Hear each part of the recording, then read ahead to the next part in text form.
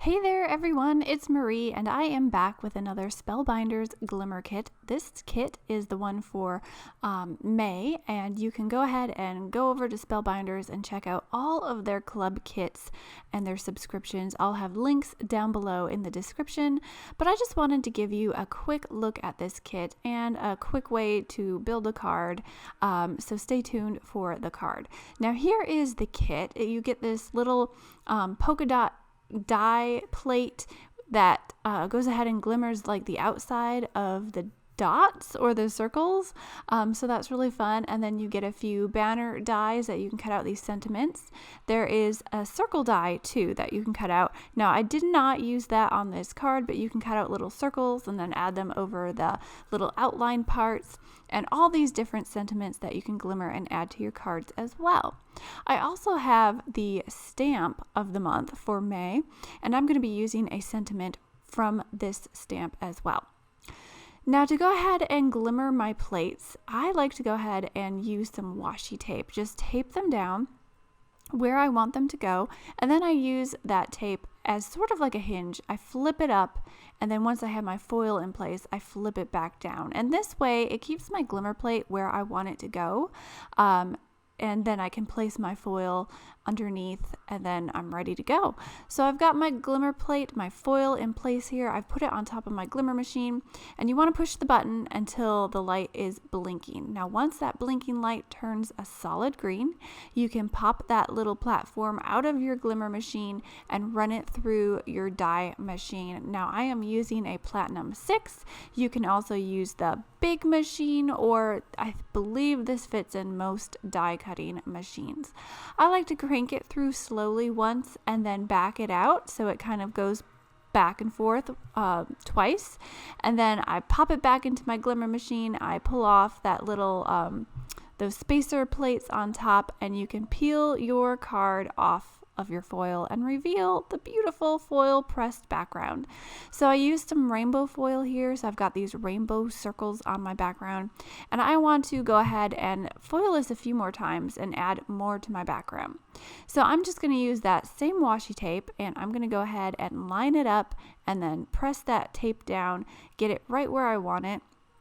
And then once it's lined up, I can flip it up with that washi tape hinge, and I'm going to cut some more foil. Now I didn't show you the first time, but here is my little foil trimmer tool from Spellbinders.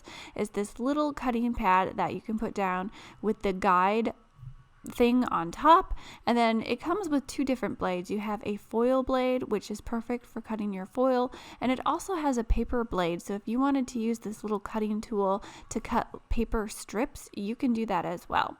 It's just a great idea to have your foil and your paper blades separate, so that you can use them for what they're intended for. Now I've cut my little piece of foil here. I'm lining it up under my plate, and then I'm going to flip my plate back down and foil again, just the same way you saw me foil a minute ago. So after that is foiled, I did it a few times to kind of build some more foil on the bottom, and then I went and I ink blended some rainbow ink colors, and I'm going with the whole rainbow theme here. I took some of those sentiment little plates and I foiled them on some colored cardstock. My sentiment is going to say this card is full of paper hugs, and I thought that was a really cute sentiment. And I'm also going to add that happy birthday sentiment from the clear stamps that you saw earlier.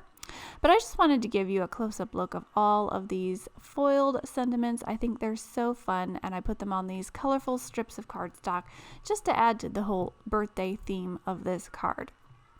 Now I'm going to take these strips and adhere them down, but first I wanted to go ahead and stamp that happy birthday. There's also some other sentiments in the clear stamp of the month for May, and a few fun little flower images, so check that out if you're interested. Again, I have links all down below in the description. So I just lined up my stamp here in my MISTI. I'm using the same color cardstock as I used for my other sentiment strips, so it all matches.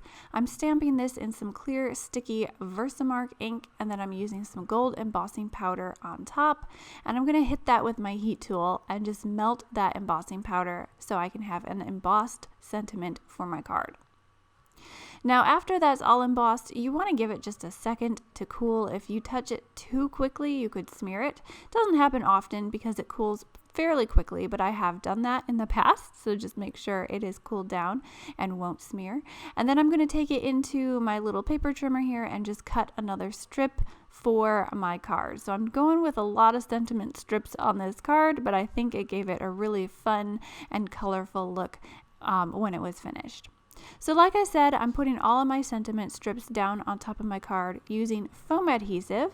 I'm using these really tiny foam strips from scrapbook.com, and they're really great for using on the back of sentiment strips. And I'm just going to go ahead and put all of my sentiments down on the front of my card. So I'm adding my happy birthday, and then if you have anything hanging off the edge, go ahead and trim it off with your scissors.